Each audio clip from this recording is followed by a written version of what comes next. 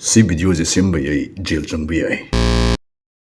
Say koi yam marui bu wa ma khamina je koi tanamina je haitare. Ekoi Thai school karing ei ko. Thai na koi 1995 adwai da gina school karak po ko 1995 adwai da gina 2000 adum 7 8 ko 9 adwai bu hari ju yare. Adugi matam du de koi school hap ta sana dana khotana man on dana khotana kan mod kai pai dana sana ru rani adu ka halaka ne koi na charawan majnung chelgi ko. Tawina koi khud ham ko we adi sing da chup lup ko ko haipe chulal laga do mane sak si chai matam do dei koi na de lok su thung de khong ju ham da de adagi hojik te koi iruja baje thakpo khangna tan iruja baje koi hojik to ti sing loi luja re matam do dei koi na luja je turin lainang do dei ko koi sing kondong ko taw tharak tuini adagi thidrung ko taw tharak doini ko adai mana ba koi kharai koi dana haira kan do koi moi sing manung da masturbation do sili ka na koi nokmin na dana ko mai to wari nei koi kanam ta UTI na dana ko urinary tract infection na dana ko tana adagi lok thung dana ko tana to bo su to de matam do de thuina adagi sing manung da ka mit panga koi chali ne a ki mit ngang ga so koi thoina do de na dana ko tana koi arubu makal gi complication thupom ta legi de haitare aduga huskan swai da toris ne koi ko aina sida manipur da lok khu jiga ko aina kang khu khuri jiga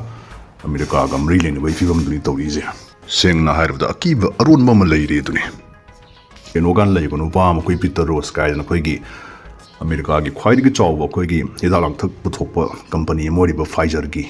da koi chahi taratre thabuk tor mun pa ni ma je ko peter rose mana yam sathina akiba chum haitare dumba ma gi punsi pau tilhan gi ba ma gi life threatening oi ba ya ba dumba chumba ma Manu Pungdor Kivalei,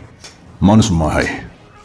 Moina, I company was give Pfizer, Sina Moina Mopams the Torizi, Moisi Hidak Savanati, Drug Savanati.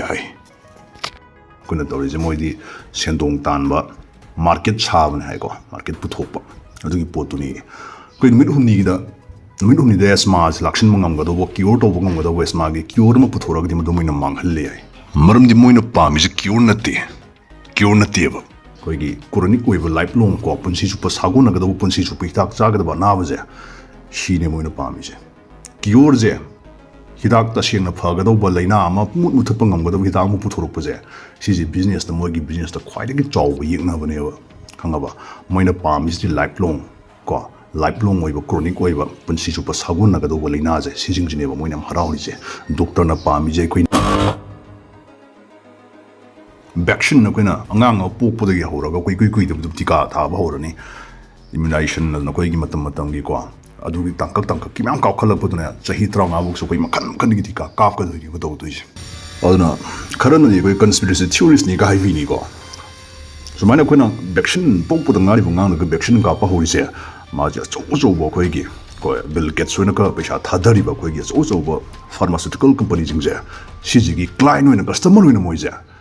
pokpadu da gidum hauraga ming janba hubi gravani idana bukta hai shi yamna kiningai oiba yamna jungyaningai oiba koni yamna khananingai oiba pot amune aduga topa wamana koina narka na sari bidalang ta kapi bidalang ta kwa shi shariba company jingja moina nang nahannabagi nang narak pa yaba kwa adugumba composition yaw marang kain yaw ru chini yaw ba dagi makhan material chemicals yaw ba koi gi chapot dagi thong thang na da happy bi koi gi ingredients na happy ba ko adum processed food dagi makhan puthori jing je si ju moina dum puthoi yaw adai musu khallu ne chahi nifu helo je koi HIV gi vaccine puthok pa leite ko thoina aduga chahi cham helo je ba da koi cancer gi chatna ba ya ba vaccine thoina koi asi ko puthok pa leitri Chana ba ya ba ni ko koi clinical trial adu da na ta koi ju koi le ko puthoro buk tu dum hai bi ya le sidi adu ko kai de no fatlaw nai koi COVID-19 na ko SARS-CoV-2 da na koi mahik ama tak phau ga le light ama ko prithivison thung pandemic ama tak lok lak pi ni adu kan da ri koi chahi koi bi ji pho pangam da na lai ri ba kai no jing je ko loi phun do khar kan da koi gi sei koi vaccine ama ti ka ama sa ba ga ji masi matam yam sa thi na chang ba chahi yam chang ba adugum ba process ne ko research to doini adagi preclinical adagi clinical adagi regulatory production quality control adun mai amla ka doini tang ado COVID-19 gi matang do disi loi mathak ka khat khar kan da ko tak law no koi puthora pini vaccine jek da ko aduga mi billions da koi kap khat lak pini shel kam ta nangoni da khan bi ne se adum Pfizer da dum pusilagem ko jo ko Pfizer Sigi pharmaceutical companies ne lari je sahi chama go fu tara taruk ko 176 years sore mana karbar to is business stories ngasi ba mana single disease ama ko ama pung fana kiwo to gi blai tiu adugo mana $100 billion gi mathak tari paisa tan gre ado asuk kuiba chahi myam je moina single laina ama pau phajana ni thina kiwo to tri se si failure si mkhoi gi mai thib na deba this is their business model like business model dunia moina tawra lai je koi symptom treat to boga treating symptoms adagi managing conditions sai tare ko phajana mapung phana thangai shin cure to ya di moina ngamaga zu to ya di tawra di kari cure eliminates clients mi am to narak tradi natraga kui na narak tradi moi ki $1 billion company je mu loidro mangta oitro kumpu bana ba koi chronic oiba laina ko sigum si chupa sagu na ba anaba treatment to market se sigi mamal je 2034 faw da koi billion kunthra mari yoni na pari yauta me maram di moji annually chahi goina mogi sendong je ko 16% hengal grow to we hai the sicker the population stays the bigger the market grows ai koi miam jana narag lady gai mogi market ko mogi sendong sum hengal ka doine adai koi US to America da lay bidi bichil housing ko adum khang du jogi ramani khang du bujing gina trusted source ko phajana ningthina khangba source na tragadi koi moi America da yol bi chujak se saw yam thine koi kodong thiningai oi ba haitare chujak se corn je moi da marang kaina phangan ba chujak se koi GMO corn da genetically modified ko engineer toruk puthok pane si Bill Gates soina bodi moi laira ba praja ko aram khorang ba ko hanna ba na ma da maina sel kam yam thadar ga towe adu liquid pa pau jing go adum thore maduri sigi chujak se sara kan doi koi ji infertile hen ba angang oi ba ngam han da gi chang je yam wangkhadan ba haitare ko sigumba koi gi manung da magi pandam je depopulation prithvi gi mission handan ba gi gum aron ba sigumba gi no yaw ba haitare khwai senjau pai ba khwai pesha pai ba khwai shakti pai ba jingna khwai da gi hina tuka jabu khwai da gi na hangoi tuka jing ngai ba khwai da gi na phata crime to we je